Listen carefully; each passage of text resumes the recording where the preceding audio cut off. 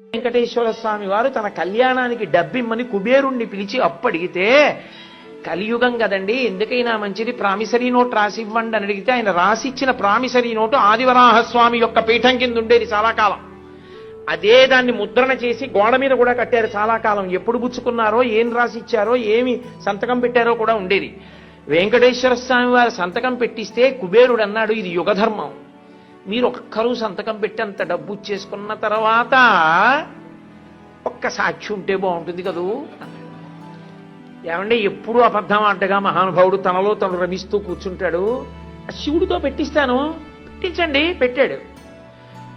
ఆయనది పెట్టించారు కానండి, తనలో తాను రమిస్తూ ఉంటాడు.